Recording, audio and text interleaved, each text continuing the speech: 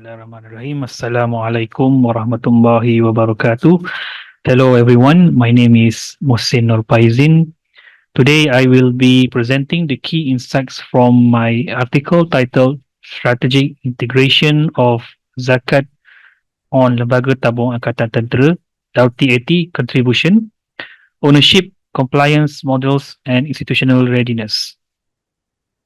This paper critically investigates the strategic, legal and institutional dimensions of implementing zakat on contributions within LTAT, which is a semi-compulsory retirement fund for Malaysian military personnel.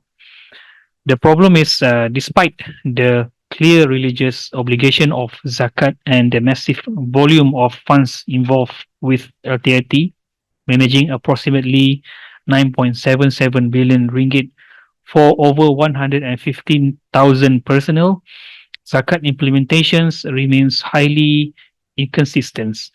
This inconsistency is driven by three main factors: ambiguity regarding complete wealth ownership, known in Islamic jurisprudence as al-Niktam, limited institutional readiness, and strict legal constraint under the Armed Force Fund Act 1973.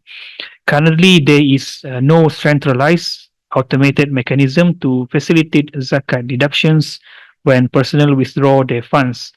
The law prohibits unauthorized third-party deductions, so the burden of calculation is left entirely to individual contributions.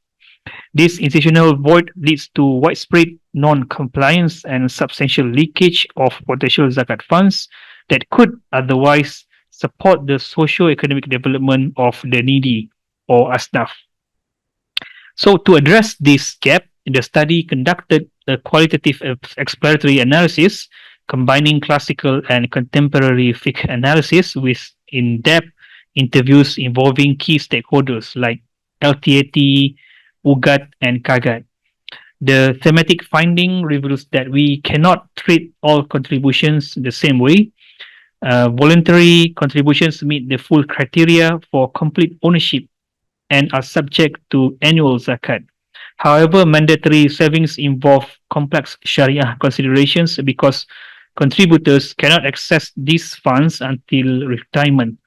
Therefore, for mandatory accounts, zakat is generally only applicable upon actual receipt of the funds.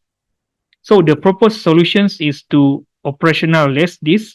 The paper proposed four distinct models for zakat implementations. This include immediate payment based on voluntary withdrawal, second, annual zakat on voluntary contributions, third, a deferred retrospective calculation known as the qada approach, and finally, the fourth one is an institutional auto deduction model via wakalah or agency, which requires contributor consent. Each model was carefully evaluated against Sharia validity, legal permissibility, and administrative feasibility. Thus, in conclusion, the study recommends a structured collaborations between LTAT and zakat institutions. However, for this to be truly effective, it must be supported by targeted legal reforms such as amending the Armed Force Fund Act 1973 alongside digital integrations and harmonized fatwas.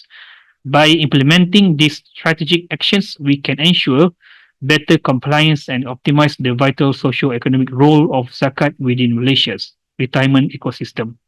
Thank you.